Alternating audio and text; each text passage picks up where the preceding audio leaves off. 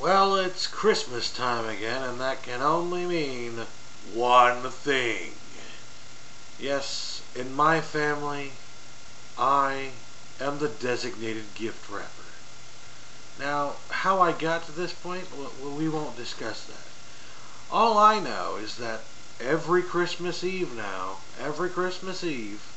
once they send the kids up to bed, my brother will go and find where he hid all the presents, and he'll plop them down on my lap and say, get to work. Time to wrap all those presents. And I don't know if I should be honored that I am apparently, according to him, the best present wrapper in the world. He's never said that, but I would assume that that's what it means when somebody says wrap all these presents. I'm probably wrong. But I don't think I'm that bad of a gift wrapper. So I thought what I would do for a video for Christmas for you guys is, if you don't know how to wrap a present, hopefully by the end of this you will know how to wrap a present. Because I am going to show you how to wrap a gift properly. Enjoy. Alright, I think I'm going to start here by doing some ninja moves and then showing you how I turn this into something that looks and resembles like this.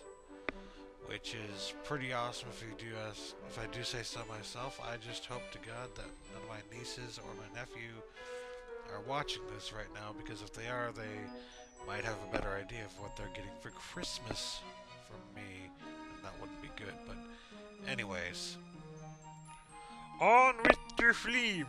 The flame is okie dokie. Alright, I just wanted to show you some of the things I did here. Putting on the ribbon and everything like that, and showing you, hey, I do know what I'm doing here. And this is the kind of results that you can get if you pay attention to Stout Man's lessons of how to wrap a present. Lesson 1. Take the wrapping paper and spread it out, either on the floor or whatever you're going to work with it. Okay, I know that weird voice. As you can see here, I got the, this explosion glue word thing, but don't tell my niece, okay? Anyways, what you want to do here is you want to lay it flat on the stomach of the item. So you want to be looking at the back of the item, because when they open it, you want the front of the package to be where the front of the item is, right? So when they open it, it'll be the front of the packaging, yes? Alright. Now that you got that, you want to measure how much you're going to need, about how much you're going to need to cover the package from one end to another. Okay, what you want to do now is you want to take your freshly cut paper here, and take it about halfway across the package here, and you want to tape it right about halfway across the packaging, as you can see. And then you take the remaining slack and do the same thing, taping it about halfway across the packaging, and at this point there should not be any way to actually see the packaging without looking at the ends of the package. Okay, the next step is going to be to cut off the excess wrapping paper here. But you don't want to cut off too much, because you want enough to be there to wrap the ends too, right? So you want to find about a good halfway point there, so that you can still, once you're done cutting, you can still see the package, but not enough that there's not going to be enough room for wrapping. Okay, this is the part people have a lot of trouble with, but I'll show you step by step. First, you tape this part down right here, and as you can see, there's that flap done. And what I like to do, there's a couple different ways to do it, but what I like to do is I like to get a flap here on each side, triangular flap going like this, like you see, and then flip it over, like fold it over there, and tape each fold there. Now, there are a couple of different ways to do it, but this is the way I like to do it. So, that's how I do my flaps.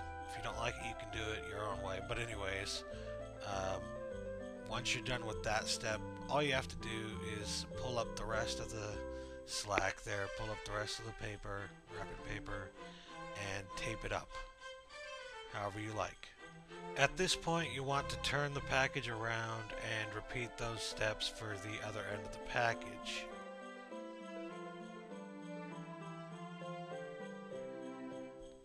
Okay, now that you've officially wrapped your present, you get to choose what kind of ribbon you want to put on it.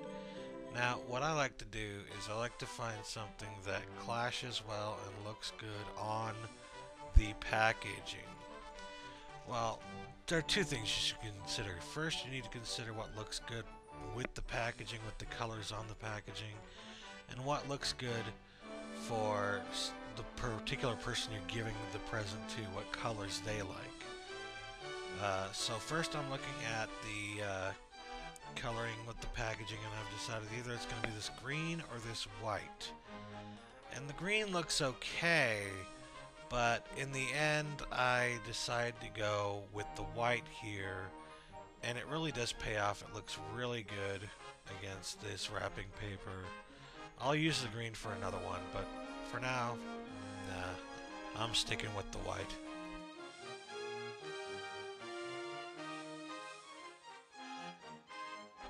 Now, what I like to do with the ribbon is I don't like to waste the ribbon. I'd rather waste tape than ribbon.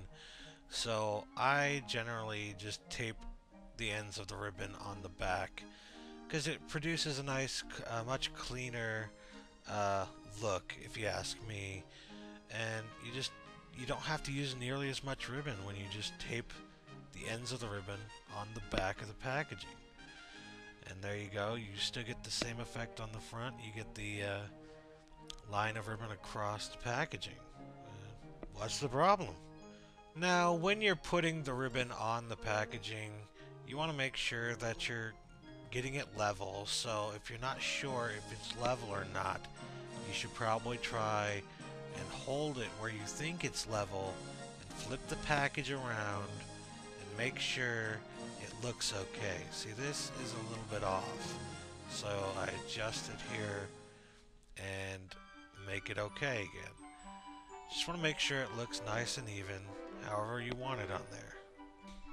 Now it is time for the bows. And as you can see, I have a nice selection of bows here, and you can do anything you want. See, this kind of looks good, but I decided against it. And this silver also kind of looks good.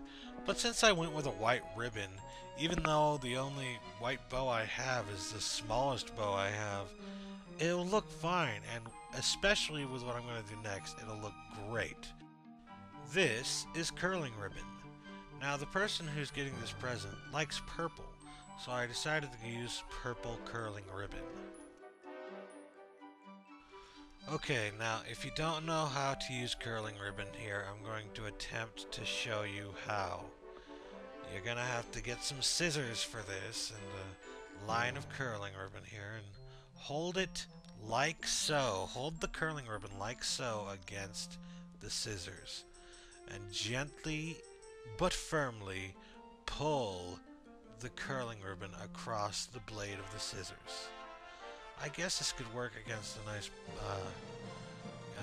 knife of some sort, but I generally just use scissors. And this particular curling ribbon was being a little bit of a pain, but I eventually get it here, no worries.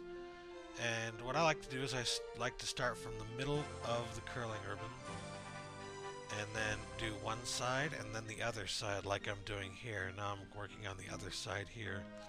And eventually I get it, but it's out of frame.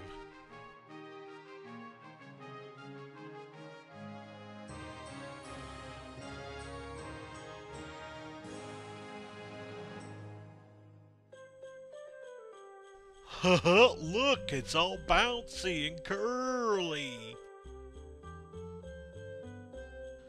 Now you can tape it on if you'd like, but I generally just tend to wrap the curling ribbon around the bow here as you see.